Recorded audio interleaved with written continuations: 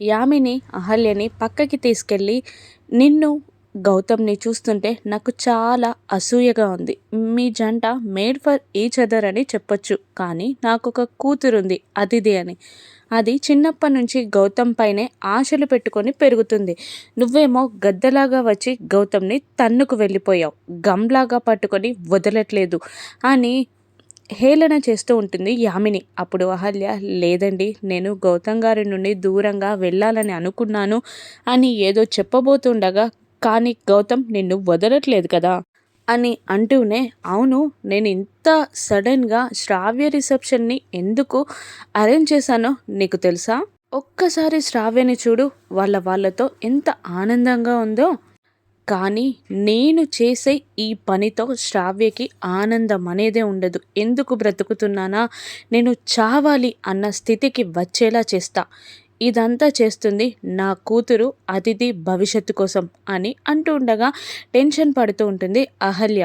నేనసలు రిసెప్షన్లో శ్రావ్యని ఏం చేస్తానంటే నువ్వు ఊహించలేవు అని అంటూ ఉండగా అహల్య యామిని కాళ్ళపై పడి, వద్దు యామిని గారు, మీరేం చేయమన్నా చేస్తాను, శ్రావ్య నందులు హ్యాపీగా లైఫ్ లాంగ్ ఉండాలి అని వేడుకుంటూ ఉంటుంది అహల్య యామినిని. ఏం చేయమన్నా చేస్తావా అంటూ భుజం పట్టుకొని పైకి లేపుతుంది యామిని. చేస్తాను అని అహల్య ఒప్పుకోగానే, నువ్వు గౌతమ్ డైవర్స్ తీసుకోబోతున్నారని అందరి ముందు అనౌన్స్ చేయాలి.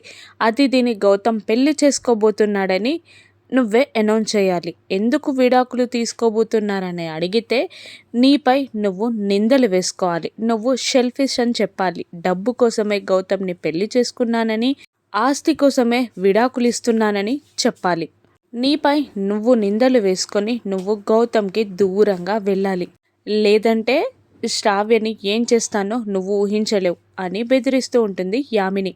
ఏంటి చెప్తావా అని మళ్ళీ అహల్యని నిలదీస్తూ ఉండగా, చెప్తానండి అని టెన్షన్ పడుతూ చెప్తూ ఉంటుంది అహల్య. ఇక అహల్యని తీసుకొని బయటికి యామిని రాగానే ఏం మాట్లాడారు తనతో అంటూ ఉండగా, శ్రావ్య ఎంతైనా అహల్యకి ఆడపడుచు కదా, రిసెప్షన్ కోసం ఏర్పాట్లకి తనకి చెప్పానంతే, అంతకు మించి నేనేం మాట్లాడలేదు అని అంటుంది యామిని. పదమ్మ శ్రావ్య అని నందుని శ్రావ్యని తీసుకొని యామిని వెళ్ళిపోగానే తనేం మాట్లాడింది అని అందరూ వెళ్ళిపోయాక అహల్యని అడుగుతుంటాడు గౌతమ్. తను చెప్పింది కదండి రిసెప్షన్ ఏర్పాట్లని, అంతే, కానీ తన స్టైల్లో చెప్పింది అంతే అని అహల్య అంటూ అక్కడి నుండి వెళ్ళిపోతుంది. ఇక రిసెప్షన్ ఏర్పాట్లు స్టార్ట్ అవుతాయి. అక్కడికి బుల్లబాయ్ అసిస్టెంట్ ఇద్దరు సర్వర్ బాయ్స్ డ్రెస్లో అక్కడికి వస్తారు. ఎట్లాగైనా అహల్యని కిడ్నాప్ చేయాలని అనుకుంటూ ఉంటారు. ఇక మరోవైపు అహల్య వచ్చిన అతిథులకి డ్రింక్స్ కలిపి అక్కడి నుండి బంగారాజుతో ఫంక్షన్ దగ్గరికి పంపిస్తుండగా, ఏంటే నువ్వేమైనా మహారాణివా, వాడితో పంపిస్తున్నావు, నీకు సర్వ్ చేసే బాధ్యత లేదా అంటుండగా, ఇలా ఇవ్వండి అంటుంది బంగారాజుని అహల్య. నేనున్నాను కదమ్మా, నేను ఇస్తాను అని బంగారాజు అంటుండగా, ఎక్స్ట్రాలు చేయకు, వెళ్ళి చెప్పిన పని చేయి అని అనగానే అహల్యకి డ్రింక్స్ ఇస్తాడు బంగారాజు. మరోవైపు వచ్చిన గెస్ట్లని రిసీవ్ చేసుకుంటూ ఉంటుంది సుభద్ర, అర్జున్, రవి ముగ్గురు. వచ్చిన వాళ్ళలో ఒకరు సుభద్రని, మీరు చాలా ఆనందంగా ఉన్నట్టు కనబడుతున్నారు అనగానే, అంతే కదా, పిల్లలు ప్రయోజకులైతే ఆనందమే కదా పేరెంట్స్కి.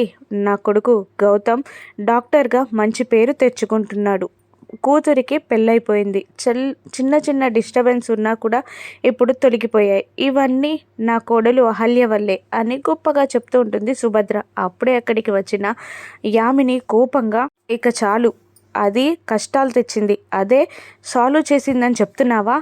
ఇంకొకసారి కోడలు గురించి గొప్పలు చెప్పావంటే నేను ఊరుకోను అని సుభద్రని తిడుతూ ఉంటుంది భానుమతి.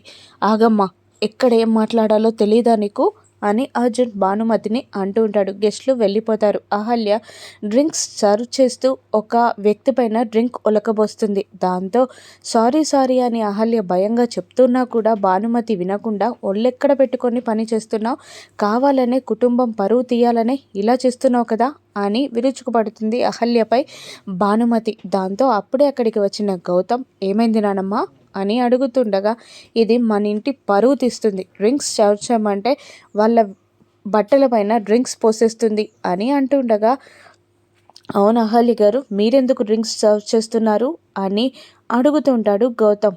అది కాకపోతే ఎవరు చేస్తారా, మన ఇంటి పనులు మనం చేసుకోవడంలో తప్పేంటి అని భానుమతి విరుచుకుపడగా, ఇది ఇంటి పని కాదు, ఫంక్షన్ పని, ఎవరి పనులు వాళ్ళే చేయాలి, అయినా బాయ్స్ని పెట్టాను కదా, వాళ్ళు వస్తున్నారు కదా, ఎందుకు నానమ్మ ఇలా చేస్తున్నావు, ఇంతమందిని చూసుకోవడం తన వల్ల కాదు అని గౌతమ్ భానుమతికి వార్నింగ్ ఇస్తుండగా భానుమతి ఏదో అనబోతూ ఉంటుంది.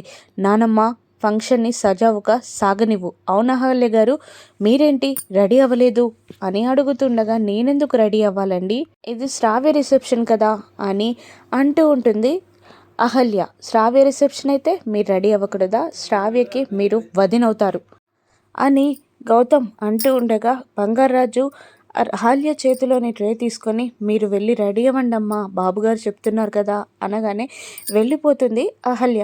బంగారాజు అ- అలా వెతుక్కుంటూ కార్తిక్ని కలిసి, మేము సర్వర్ బాయ్స్మి అని చెప్పగానే, అంకుల్స్లా ఉన్నారు, మీరు బాయ్స్ ఏంట్రా అని అంటూ బంగారాజుకి చూపిస్తాడు ఆ బాయ్స్ని కార్తిక్.